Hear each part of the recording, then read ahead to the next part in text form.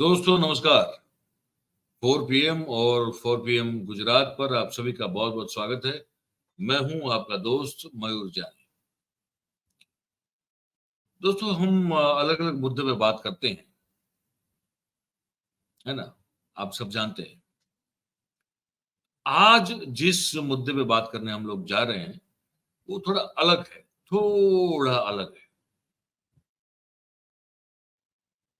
यहाँ पे आपको मैं ये बात बताने जा रहा हूँ जो इस देश के जो बहुत सारे कुछ इंटेलेक्चुअल्स हैं, जो बुद्धिमान प्रबुद्ध लोग हैं, उनमें से एक मैं जिसको मानता हूं, जयराम रमेश। वो जयराम रमेश ने जो एक प्रेस विज्ञप्ति जारी की है, मैं उस पर पूरा एक ये कार्यक्रम करने जा रहा हूं। और इसलिए करने जा रहा हूं क्योंकि मुझे लगता है कि ये बड़ा महत्वपूर्ण मुद्दा है।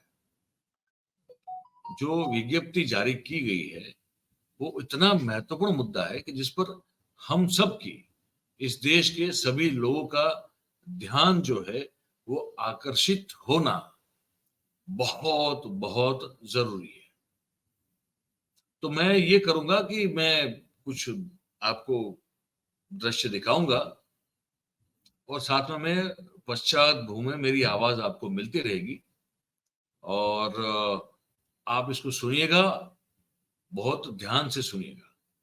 तो कैसे हमको मूर्ख बनाया जा रहा है पूरे मामलों में, और कैसे ये सरकार जो बैठी है ये हमको तुच्छ से भी तुच्छ कैसे समझ रही है, ये समझने के लिए आपको ये पूरा वीडियो देखना बहुत जरूरी है। और मैं आप सबसे दो हाथ जोड़ के विनती करता हूं कि इस वीडियो की लिंक को अभी से अगर आप हो सके उतना शेयर कर दें, तो होगा क्या कि जो हम बातचीत कर रहे हैं, जा रहे हैं, जो आपसे बताने जा रहे हैं, वो मैक्सिमम लोगों तक वो पहुंच पाएगी। तो वो अभी से कीजिए उसको। ठीक है, अब आप दृश्य देखिए, मैं आपको खबर सुनाता हूँ पूरी। अब देखिए, मामला ये है कि जयराम रमेश, जो कि संसद सदस्य भी हैं, महासचिव है संचार के भारतीय राष्ट्रीय कांग्रेस के, और उनके द्वारा जारी ये वक्तव्य है। अब इसको ध्यान से सुनिए। वो कह रहे हैं कि भारत अपनी बारी से अनुसार 18वें G20 की अध्यक्षता कर रहा है। G20 शिखर सम्मेलन की शुरुआत उस विषय पर विचार करने का समय भी है जो एनडीए, जहां पे उन्होंने इन ब्रैकेट कहा है कि नो डेटा अवेलेबल, और उस सरकार की सबसे बड़ी विफलताओं में से एक को उजागर करता है। सरकार 2021 में होने वाली दशकीय जनगणना कराने में विफल रही है। इंडोनेशिया, ब्राजील और दक्षिण अफ्रीका जैसे अन्य विकासशील देश समेत लगभग हर दूसरे G20 देश कोविड-19 के बावजूद जनगणना करवाने में कामयाब रहे। मोदी सरकार इतनी अयोग्य और अक्षम है कि वह 1951 से तय समय पर होने वाली भारत की सबसे महत्वपूर्ण सांख्यिक प्रक्रिया को पूरा करने में असमर्थ रही है। यह हमारे देश के लिए इतिहास में अभूतपूर्व विफलता है। आउटलुक बिजनेस की बात, हाल की एक रिपोर्ट के अनुसार जनगणना कराने में मोदी सरकार की विफलता के कारण 14 करोड़ भारतीयों को अनुमानित रूप से उनके भोजन के अधिकार से वंचित कर दिया गया। यह संविधान के अनुच्छेद 21 द्वारा नागरिकों को गारंटीकृत उनके मौलिक अधिकार से वंचित करना है, जिसे यूपीए सरकार ने ऐतिहासिक राष्ट्रीय खाद्य सुरक्षा अधिनियम के माध्यम से लागू किया था। मोदी सरकार को पूरे भारत में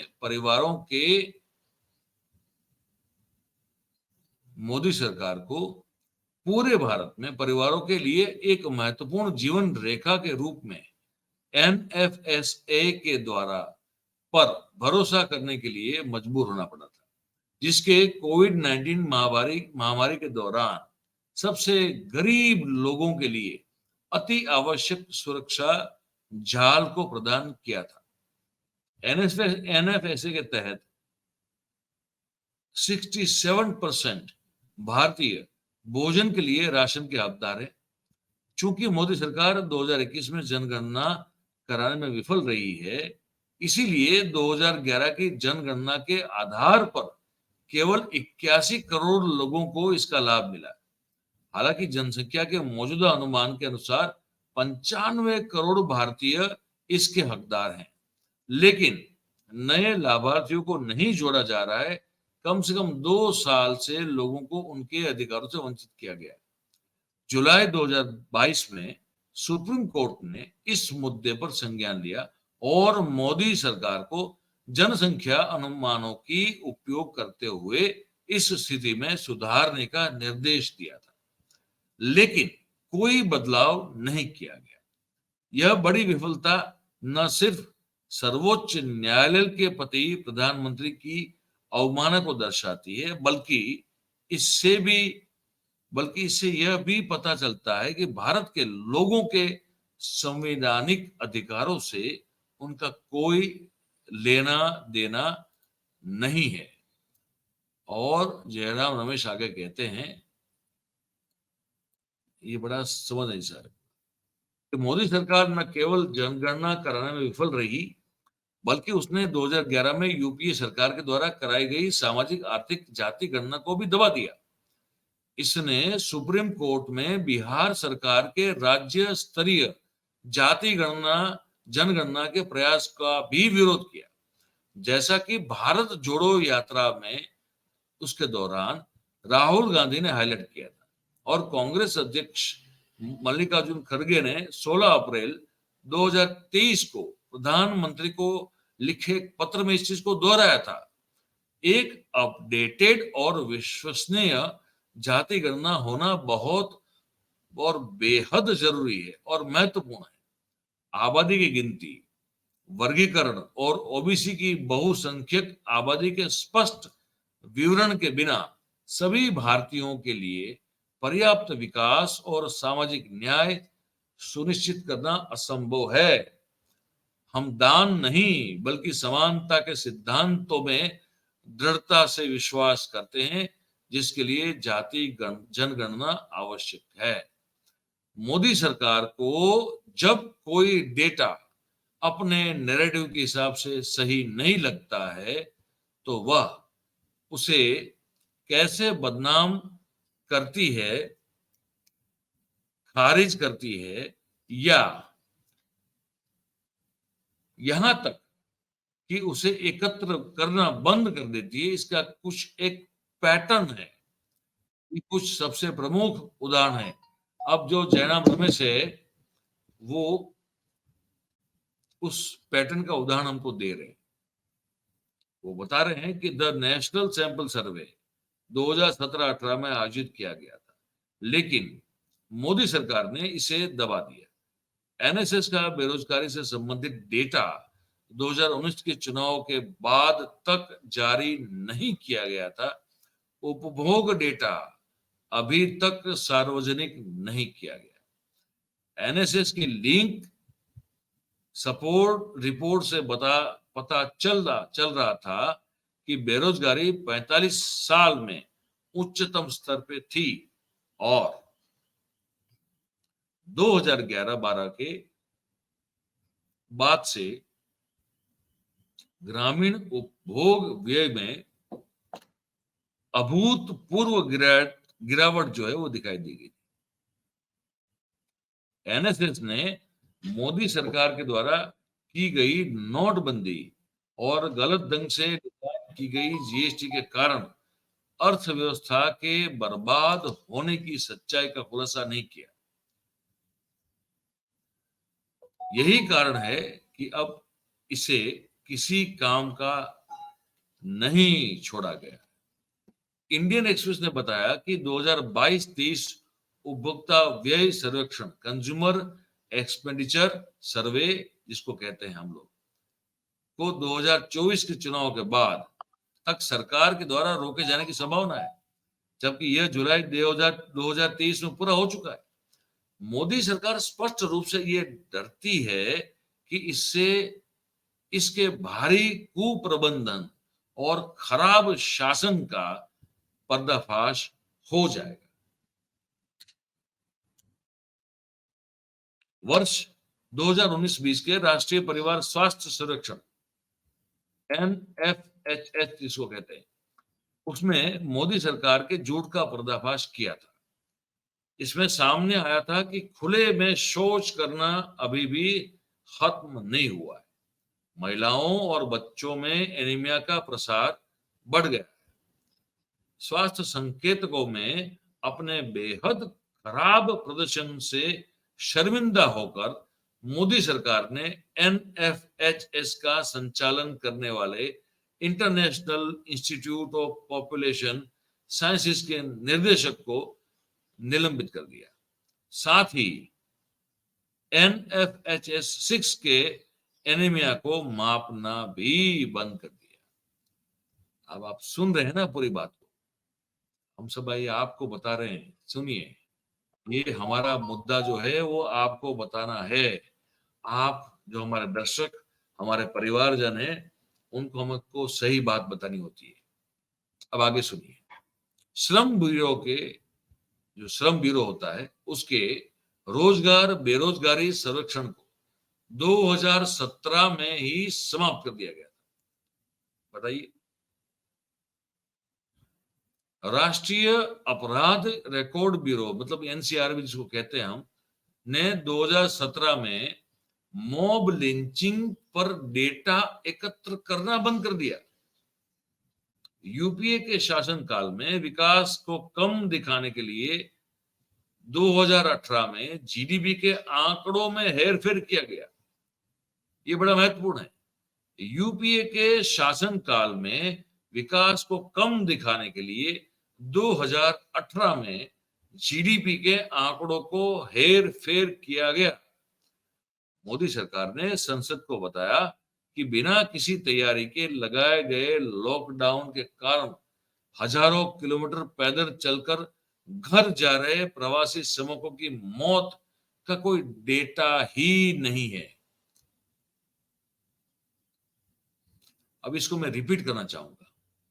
मोदी सरकार ने संसद को बताया कि बिना किसी तैयारी के लगाए गए लॉकडाउन के कारण हजारों किलोमीटर पैदल चलकर जा रहे प्रवासी श्रमिकों की मौत का कोई डेटा नहीं है और कोविड-19 योद्धाओं की मौत का भी कोई डेटा नहीं है।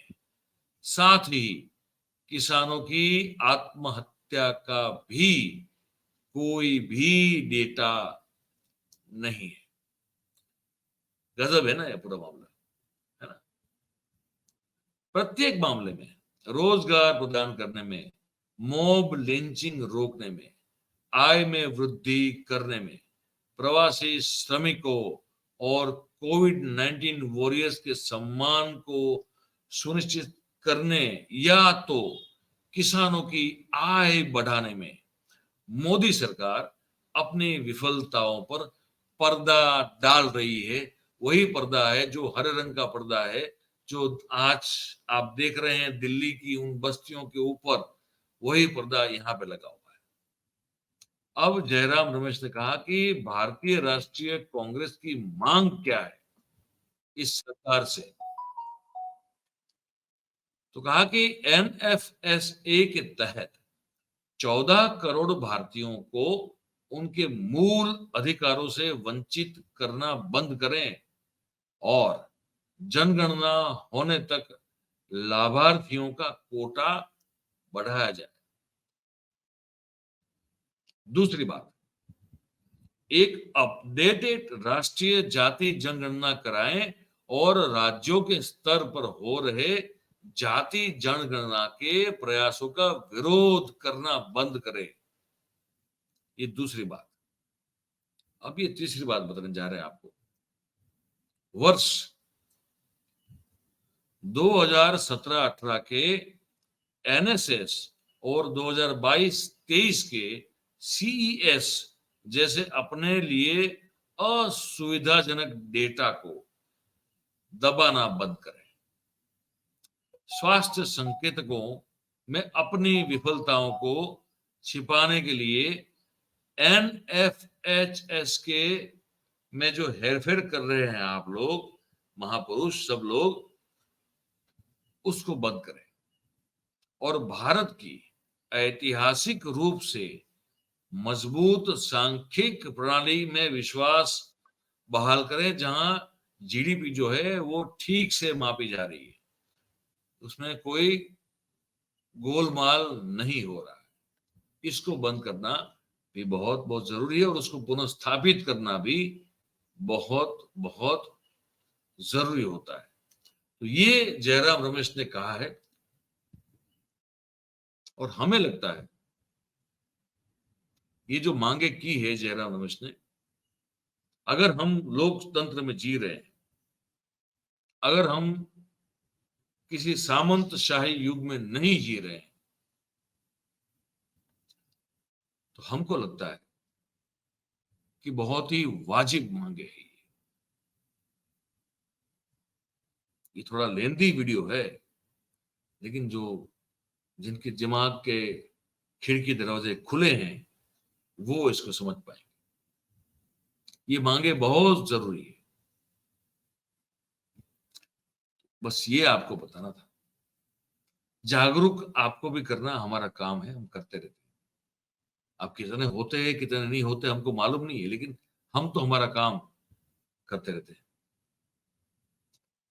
तो बस यही बताना था आपको इस वीडियो में। और फिर हम जो एंड में जब आप सबको गुजारिश करते हैं वो आप अभी भी करेंगे कि भाई बात आपको अगर पसंद आ रही हो तो इस वीडियो को लाइक कीजिए, इसके लिंक को हो सके उतना शेयर कीजिए और इस चैनल को, हमारे जो चैनल है उसको हो सके उतना आप पे सब्सक्राइब कीजिए और अपने आसपास के लोगों से करवाइए। और आप जो सोच रहे हैं ना इस वीडियो को देख के, तो जो नीचे हमारा कमेंट बॉक्स है उसमें आप जो है लिख के बताइए कि ये जो बातचीत सुनी आपने उस पर आपकी क्या राय है, ये जरूर कीजिए। और एक आखिरी बात होती है जो हम करते हैं हमेशा, कि आप सबका बहुत बहुत धन्यवाद करते हैं क्योंकि आप सब इस कार्यक्रम में हमारे साथ जुड़े। बहुत बहुत धन्यवाद। Thank you very much. नमस्कार।